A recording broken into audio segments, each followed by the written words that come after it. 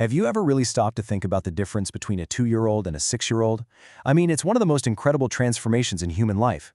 They go from being toddlers to these little people with huge ideas, complicated feelings, and just amazing new abilities. So what is actually going on under the hood during this preschool revolution? Well, let's dive in. Of course, we all see them getting taller.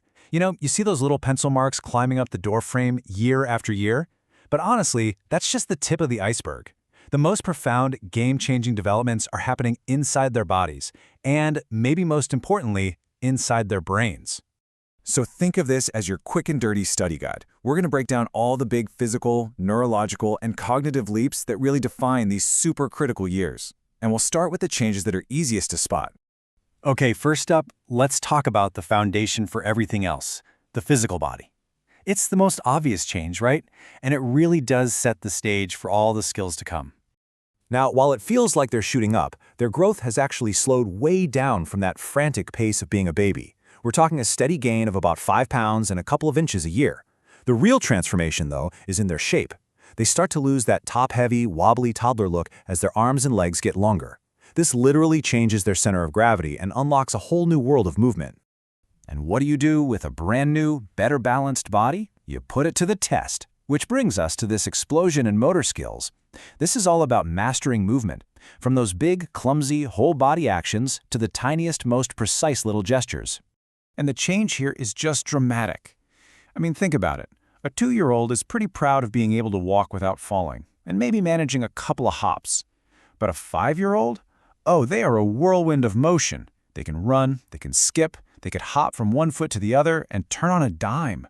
That is a massive gain in coordination and strength. At the very same time, something incredible is happening on a much smaller scale. They're developing fine motor skills. Those super precise movements in their hands and fingers.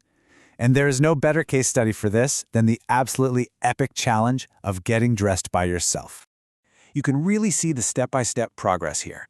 First come zippers. Then they take on the trickier challenge of buttons. By 5, most kids have got the whole dressing and undressing thing down. And then by 6, many are ready to face the final boss, tying their own shoelaces. Each one of these steps is a huge milestone in their brain-to-hand coordination. It's what builds the foundation for things like holding a crayon or eventually learning to write. So, what's the engine behind all this incredible new skill? Where is all this coming from? Well, the answer lies in the brain, which, it turns out, is going through a massive construction boom of its own.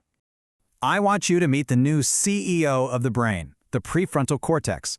It's this part right at the front, and it's responsible for all the high-level stuff like planning, problem-solving, and self-control, and it grows like crazy during these preschool years.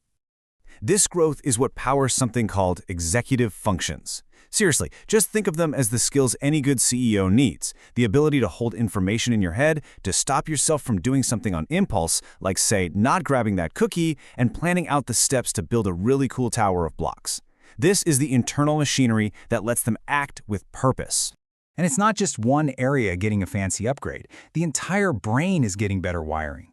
It's like it's upgrading from dial-up to fiber optic internet. The connection between the left and right sides gets stronger, which helps with physical coordination. The brain's memory center, the hippocampus, develops super fast.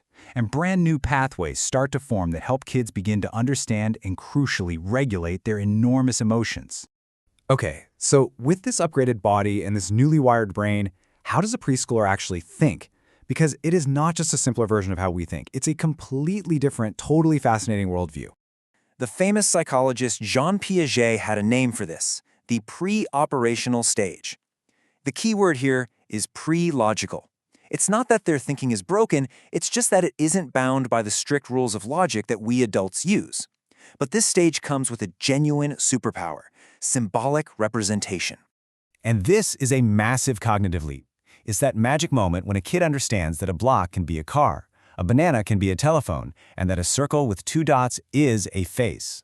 This ability to make one thing stand for another is the absolute bedrock of pretend play, of language, and all future creativity. But this pre-logical way of thinking does have some, well, let's call them quirks. And one of the biggest ones is that for a preschooler, what you see is what you get.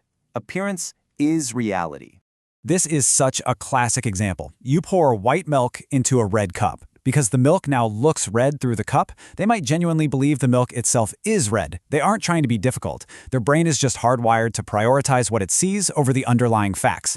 It also explains why a Halloween mask can be so terrifying. To them, the person wearing it has actually become the monster. Another hallmark of this stage is something called egocentrism. Now, this doesn't mean they're selfish. It just means they literally have a hard time grasping that someone else has a different point of view. It's why they might yell, "Hey, look at this cool bug," while you're in a completely different room. In their mind, if they can see it, you must be able to see it too. Okay, so we have a body that can skip, a brain that's learning to plan, and a mind that can turn a banana into a telephone. How on earth do kids practice and weave all of these new skills together? Well, the answer is surprisingly simple, and it is their ultimate study tool: play. You know, we have a tendency to dismiss play as just fun, something kids do to kill time. But we really need to reframe that thinking. For a preschooler, play is their work. It's their science lab, their gym, and their classroom all rolled into one. It is a full-body, full-brain workout. The most advanced form of this is something called socio-dramatic play. This is when you see kids get together and start acting out these elaborate roles and stories, playing house or doctor or superheroes. This is where they learn to negotiate rules, explore what it's like to be someone else, and practice working as a team. And the benefits are just immense. I mean, look at this. Every single cognitive skill we've talked about gets a serious workout here. They're using their memory to stay in character, their executive functions to follow the rules of the game, their language skills to negotiate what happens next, and they are literally practicing how to see the world from another person's perspective. It is the perfect training ground for a developing mind. So, if there's one thing to take away from all this, it's this. Play isn't a break from learning.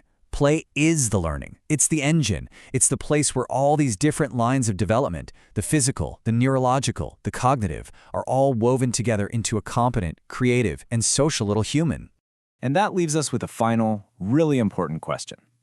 After seeing everything that it accomplishes, if play truly is the most powerful and effective study tool a preschooler has, what does that mean for us?